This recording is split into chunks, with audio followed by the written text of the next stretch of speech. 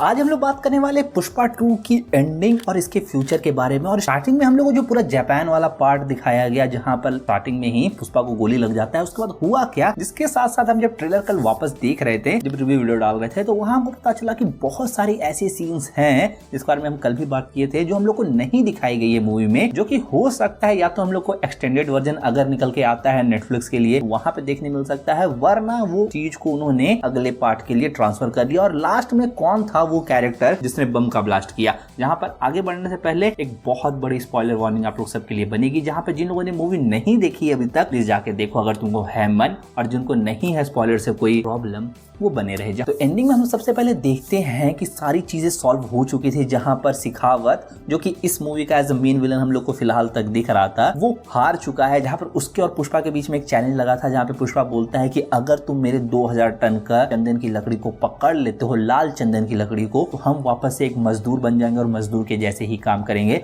वरना तुमको पीछे हटना पड़ेगा। और यहाँ पर स्टार्टिंग में तुम लोगों को लगता है कि भाई शिखावत पकड़ लिया है उसको, जहां पर वो चंदन की लकड़ी पकड़ता भी है, लेकिन वो लाल चंदन नहीं था जिसके बारे में ये लोग बात किए थे। जिसके बाद शिखावत भाई पगला जाता है, जिसमें इधर हम लोग देखते हैं कि पुष्पा अपनी फैमिली के साथ धीरे धीरे आगे बढ़ने की कोशिश कर रहा है, जिसमें वो काली माँ के पूजा वाले दिन रूप बदल के भी डांस वांस करता है, जहाँ पे वो रोता है, वो बोलता है कि उसको बेटा क्यों नहीं चाहिए, क्योंकि वो उसको नाम तक नहीं दे सकता है, और अगर बेटी होगी तो कम से कम किसी और के घर जाएगी, उसको नाम तो मिलेगा। और ये सारी चीज़ें हम लोग पैरेलल में ही देख रहे होते हैं, जहाँ पर शिखावत उस पूरे गोडाउन को आग लगा देता है, जिसमें हम लोग को ऐसा लगता है कि शिखावत भी मर चुका है, जिस तरह से वो पगला रहा था वहाँ पे, लेकिन नहीं, वो मरा नहीं है मेरे हिसाब से। लेकिन उसी में हम लोग जब वापस अगर पुष्पा वाले सीन पर आए, तो वो जो काली माँ वाला नहीं था, जो पूरा डांस भी तुम लोग देख रहे थे, तो वहीं पर हम लोग देखते हैं कि पुष्पा के जो सौतेले भाई के बेटी, इसको भांजी, इसकी भांजी लगेगी, हाँ, उसको कुछ लौंडे आके छेड़ने की कोशिश करते हैं, जिनको पुष्पा बहुत मारता है और वहाँ पे ऑलमोस्ट खत्म ही कर देता है। लेकिन उसका सौतेला भाई आ जाता है और बोलता है कि ये क्या कर रहा है, ऐसा क्यों कर रहा है, जिसमें उन लोगों को आधा बाल मुंडवा के वो लोग को गधे की सवारी कराता है। जहाँ पर बाद में लोगों को पता चलता है कि वो लौंडे कोई नॉर्मल आदमी नहीं थे, वो जो सीएम था ना, जो हम लोग को इस मूवी में इंट्रोड्यूस किया गया था, उसका भांजा लगेगा। उसका जो भाई था ना, भाई का बेटा, अगर हम गलत नहीं बोल रहे, तो उसका भांजा लगेगा। जहाँ पर वो पुष्पा की भांजी को उठा लेता है उसके कंप्यूटर क्लास से, और जहाँ पर वो उसके बाप को, जो पुष्पा का सौतेला भाई था, उसको बोलता है कि देख, जैसा तूने मेरे साथ करवाया था ना, तुझे वही करना पड़ेगा, और प्लस कुछ पैसे भी थे, वो पैसे का भी डिमांड करता है, और जहाँ पे बीच चौक में जाके तुझे टकला होना पड़ेगा जैसे तूने मुझे करवाया था। जहाँ पर ये सारी बातें जब पुष्पा को पता चलती है, तो ये जो मोमेंट आता है रपा रप वाला, पुष्पा आता है मीडिया में आके बोलता है कि जो कोई भी मेरी लड़की को उठाया है, वो चुपचाप जहाँ से उठाया है वहीं ला के रख दे,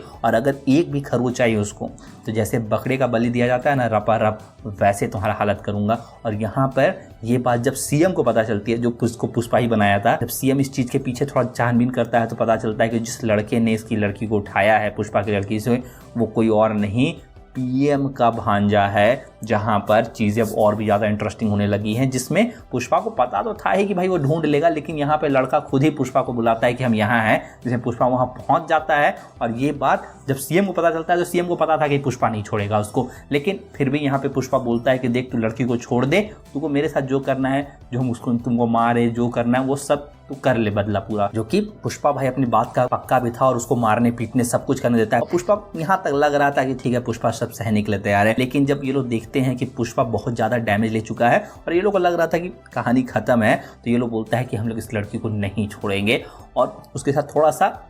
बैड चीजें करना स्टार्ट कर देता है। और फिर यहाँ पे जब ये चीज पुष्पा देखता है,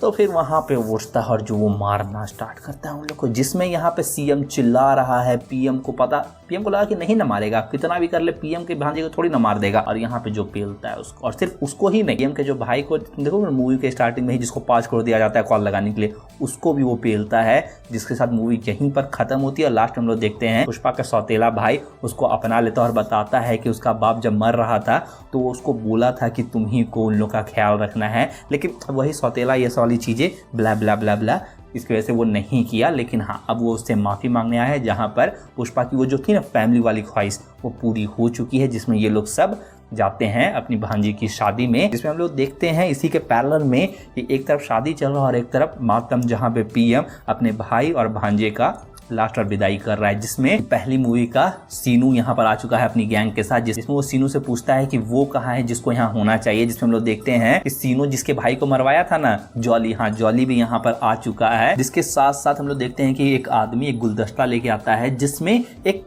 स्कल टाइप का कुछ था, जो कि स्टार्टिंग में हम लोग को समझ में नहीं आता और लगता है कि पुष्पा या सीएम ही इसको भिजवाया है। लेकिन यही सेम टाइप का चीज हम लोग देखते हैं पुष्पा के साइड में भी, जहां पर वो लोग जब सब फोटो क्लिक करा रहे होते हैं, जिसके बाद सीन स्ट्रेच होता है और हम लोग देखते हैं कि एक आदमी एक डेटोनेटर क्लिक करता है और एक बहुत बड़ा ब्लास्ट होता है। अब यहाँ पर मेरे हिसाब तो ऑब्वियस सी बातें सबको देखने मिलेगी, सब लोग सोचेंगे कि भाई पुष्पा की फैमिली मर जाएगी, लेकिन ना, मेरे को ऐसा नहीं लगता, क्योंकि अगर ऐसा होता तो जो स्टार्टिंग में हम लोग जापान वाला पूरा सीन देखे हैं वो कब हुआ? वो चीज़ तो ऐसा भी नहीं था कि इस मूवी का पार्ट है, वो हो ना हो अगली मूवी का पार्ट है, इसलिए इस मूवी में उसको किसी भी तरीके से कहीं से भी कनेक्ट किया ही नहीं गया है। जहाँ पर इस मूवी में भी वो जो दुबई वाला कैरेक्टर को इंट्रोड्यूस कराया गया, इसके अलावा भी बहुत सारी ऐसी छोटी छोटी चीज़ें थी जो कि अगली मूवी के लिए सेट किया जा रहा है। हम कंफर्म बता सकते हैं कि पुष्पा की फैमिली तो नहीं मरी है, हो सकता है कि पीएम और उसके साइड वाले जितना लोग थे ना, उनके काम डाल दिए गए हैं, और ये करने वाला कोई और नहीं, जो तुम दूर से देखोगे तो ये शेखावत ही लग रहा है, वरना कोई एक नया कैरेक्टर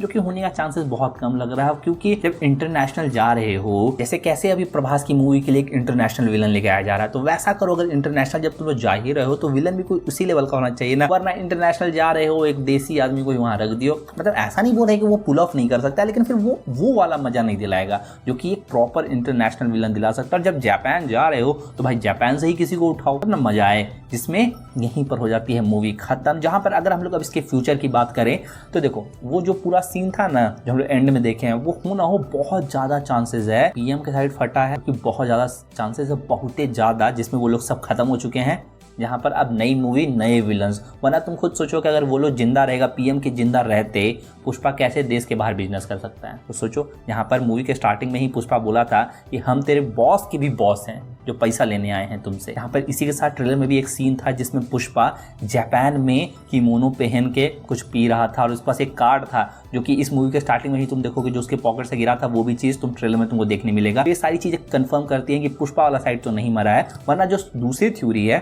थ्योरी पहले भी नहीं थी, लेकिन जो दूसरी थ्योरी है, पुष्पा वाले साइड में भी बॉम्ब फटा है जिसमें सिर्फ पुष्पा बचा है। यहाँ पे फ्यूचर में तो मेरे को यही लग रहा है कि अगले पार्ट में हम लोग जो देखने मिलेगा इंटरनेशनल विलन्स के टाइप में, शेखावत जिंदा है भाई। उसके कैरेक्टर को जितना अंडर यूटिलाइज किया है, और अगर ये लोग फीडबैक ले रहे हैं तो ये लोग को पता होगा कि ये लोग फहद फासिल के कैरेक्टर को बहुत अच्छे से यूटिलाइज नहीं किए हैं। जिस हिसाब से इसको पहले मूवी के लास्ट हाफ में 15-20 मिनट एक्स्ट्रा दिया मूवी को स्ट्रेच करके, यहाँ पर उसको पूरा बिल्डअप किया है, उस हिसाब से सेकंड मूवी में यूज नहीं किया है, कॉमेडी बना दिया है। पता नहीं कि ओरिजिनल लैंग्वेज में कैसा है, लेकिन हिंदी में तो कॉमेडी बना दिया है। यहाँ पर हमको और भी ज्यादा इनसे उम्मीद था, जिसमें अब कॉमेंट करके तुम बताओ कि तुमको क्या लगता है, कोई नया विलन आएगा देसी ही जिसको इंटरनेशनल बना देंगे, या कोई इंटरनेशनल एक्टर को उठाएंगे ये लोग? यहाँ पे बस भाई लोग आज के इस वीडियो के लिए इतना ही। वीडियो थोड़ी सी भी अच्छी लगे तो वीडियो को लाइक करना, शेयर करना, चैनल को सब्सक्राइब करना। हम मिलते हैं किसी वीडियो में, और प्लीज़ सब्सक्राइब करो, मेरे को ज़रूरत है आप लोग की सपोर्ट की।